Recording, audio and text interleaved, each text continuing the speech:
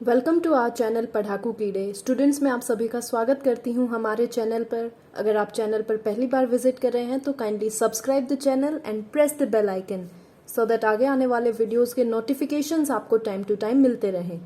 Also अगर ये videos आपको लर्निंग में हेल्प करते हैं तो kindly like the videos and share the channel. Also आप हमें कमेंट करके बताइए कि आपको वीडियोस कैसे लग रहे हैं। इसी के साथ साथ मैं आपको बता दूं इस आज के स्पेशल वीडियो के बारे में।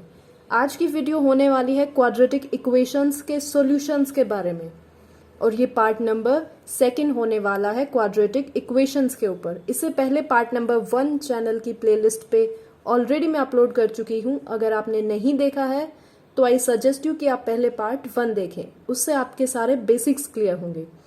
ऑल्सो ये जो मैथमेटिक्स की वीडियोज हैं ये बोर्ड एग्जाम फेस करने वाले स्टूडेंट्स के लिए हेल्पफुल हैं। साथ ही साथ ये हेल्पफुल हैं उन एस्पिरेंट्स के लिए जो कॉम्पिटिटिव एग्जाम्स की तैयारी कर रहे हैं। चाहे वो कोई भी कॉम्पिटिटिव एग्जाम हो, आज के इरा में हर कॉम्पिटिटिव एग्जाम में मैथमेटिक्स ऑलमोस्ट एनसीईआरटी बेसिस पे होती है। सो एनसीईआरटी के कंसेप्ट क्लियर करने के लिए आप ये वीडियोस जरूर देखें ताकि आपके बेसिक्स क्लियर हो और स्ट्रांग हो और आप अच्छा परफॉर्म कर पाएं। So let's get started with today's video. Students, quadratic equations के बारे में हम इतना पहले ही पढ़ चुके हैं कि जो equations ax² plus bx plus c equal to 0 इस फॉर्म में रिटर्न हो सकती हैं उनको हम बोलेंगे क्वाड्रेटिक इक्वेशंस, राइट।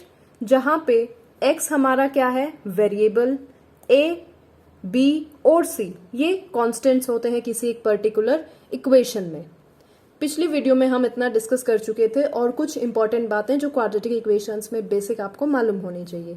आज की वीडियो में हम डिस्कस करेंगे क्वाड्रेटिक इक्वेशंस को सॉल्व कैसे करते हैं, या फिर हम कह सकते हैं finding the roots of quadratic equation.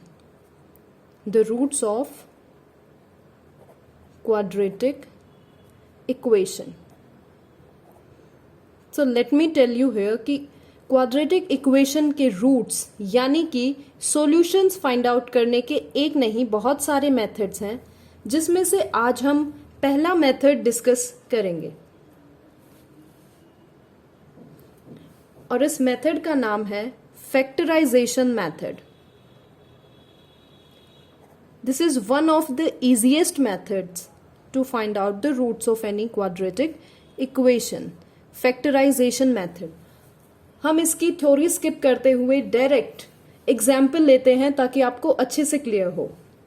For example, we are given a quadratic equation 6x² minus x minus 2 equal to 0। ये हमारे पास एक क्वाड्रेटिक इक्वेशन है जो ऑब्वियसली इस जनरल इक्वेशन की फॉर्म की है।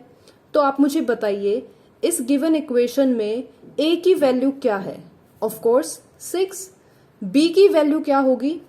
-1, राइट। और c की वैल्यू क्या होगी? -2। इतना क्लियर हुआ।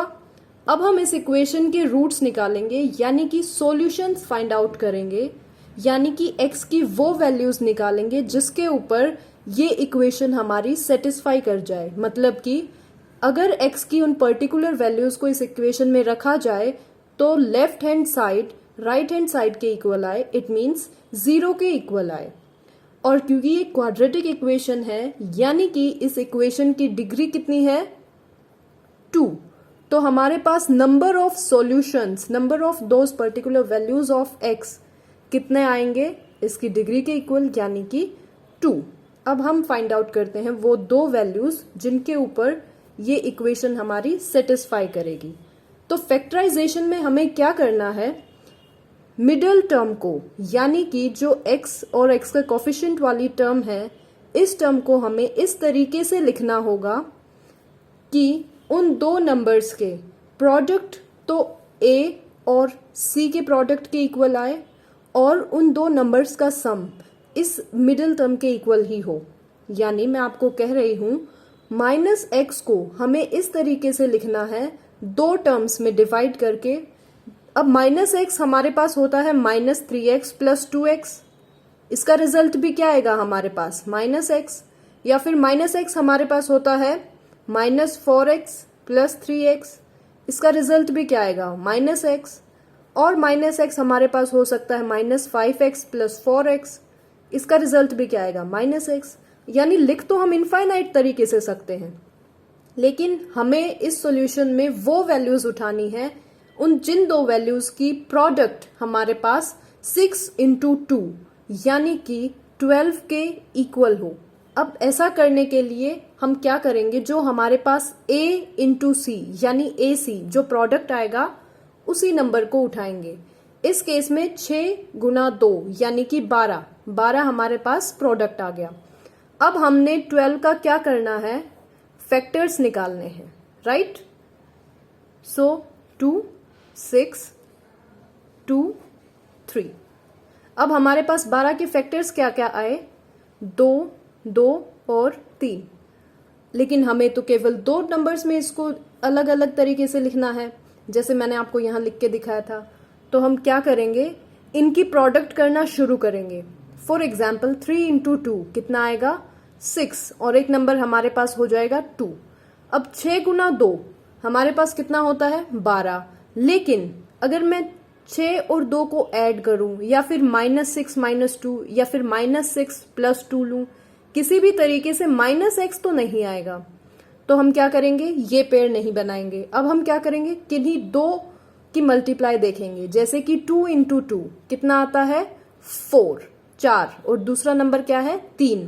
तो हमारे पास आ गया 4 और 3। इनकी गुणा अगर हम देखें तो 12 आती है, और यदि इनका प्लस माइनस करके ऑर्डर देखें तो कितना आएगा।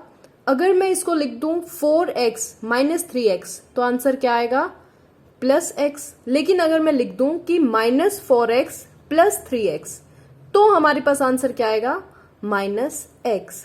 इसका मतलब कि -x को मैं लिखूंगी यहां पे -4x प्लस 3x। तो हमारे पास इक्वेशन क्या आएगी, यही equation I can write as 6x square minus 4x plus 3x minus 2 equal to 0।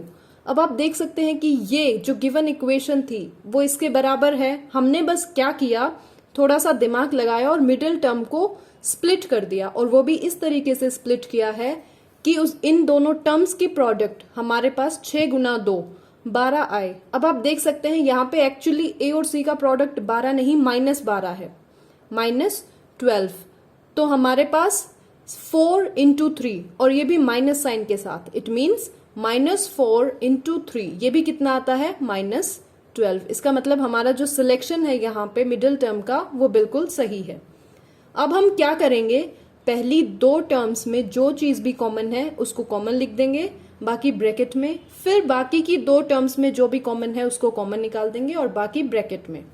यहां से हमारे पास क्या कॉमन आता है 2x, बचेगा कितना 3x माइनस 2 प्लस, अब 3x माइनस 2 यहां से क्या कॉमन आएगा, कुछ भी नहीं, इट मीन्स 1, और इसको as it is 3x minus 2 equal to 0। अब देखो हमारे पास ये एक टर्म है प्लस ये दूसरी टर्म है इक्वल टू 0।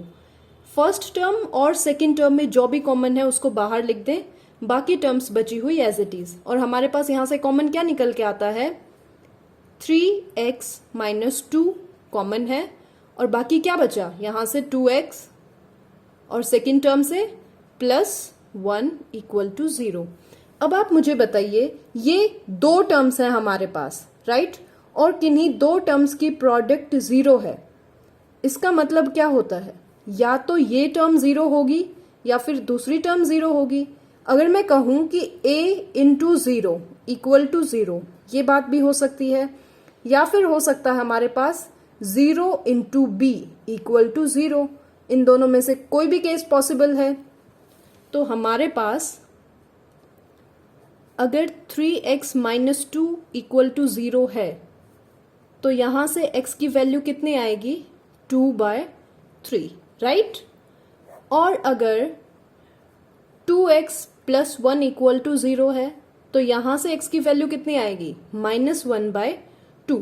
तो आप देख सकते हैं x की हमारे पास दो अलग अलग वैल्यूज आ गई, यानी कि इस गिवन क्वाड्रेटिक इक्वेशन की रूट्स यानी सॉल्यूशंस हमने फाइंड आउट कर लिए फैक्टराइजेशन मेथड से, राइट। अब वेरिफिकेशन के तौर पे आप क्या कर सकते हैं, x की वैल्यू इक्वल टू 2/3 इस इक्वेशन में पुट करेंगे तो you will get LHS equal to RHS। फिर इस वैल्यू को आप सेटिस्फाई करवा के देख सकते हैं, x की वैल्यू इक्वल टू -1/2 अगर आप इस इक्वेशन में रखेंगे तो भी आपको ये इक्वेशन सेटिस्फाई मिलेगी, मतलब कि लेफ्ट हैंड साइड आपका इक्वेशन की राइट हैंड साइड यानी कि 0 के इक्वल दिखेगा। इसका मतलब हमने जो सॉल्यूशंस यानी रूट्स निकाले हैं वो क्या हैं, सही है। सो स्टूडेंट्स, फैक्टराइजेशन मेथड ऐसा मेथड है जो यदि आपके बोर्ड एग्जाम्स में क्वेश्चन पूछा जाता है कि आपको इस क्वाड्रेटिक इक्वेशन के फैक्टराइजेशन मेथड से रूट्स निकालने हैं, सो हियर वी गो, इस तरीके से आप निकालेंगे। ऑल्सो अगर कॉम्पिटिटिव एग्जाम में आपको जरूरत पड़ती है किसी क्वाड्रेटिक इक्वेशन के रूट्स निकालने की, तो ये मेथड सबसे कन्वीनियंट मेथड है। आई पर्सनली सजेस्ट कि आप इसी मेथड को यूज करें। सो आज की वीडियो में हम एक ही मेथड डिस्कस करेंगे क्योंकि ये बहुत इंपॉर्टेंट है। आप इस मेथड की प्रैक्टिस कीजिए, अलग अलग बुक्स से, एनसीईआरटी से प्रैक्टिस कर सकते हैं, किसी हेल्प बुक से प्रैक्टिस कर सकते हैं, but always remember maths does comes with practice. तो प्रैक्टिस आपको जरूर करनी है मैथ्स की। और अगर आपको कोई भी डाउट आता है या कोई क्वेश्चन आपको सोल्व नहीं होता या किसी इक्वेशन ऐसी अटक जाती है आपके पास जिसके आपसे इस तरीके से मिडिल टर्म स्प्लिट नहीं होती है या कोई भी दिक्कत आती है, तो आप मुझसे कमेंट सेक्शन में जरूर पूछें। ऑल्सो ये वीडियोस आपको हेल्प कर रहे हैं तो please subscribe to the channel and share the channel with other learners as well, ताकि बाकी लोग भी अच्छे से सीख पाएं। आज के लिए इतना ही, मिलते हैं अगले वीडियो में अगले मेथड के साथ। Till then keep practising, take care of your health. Thank you so much.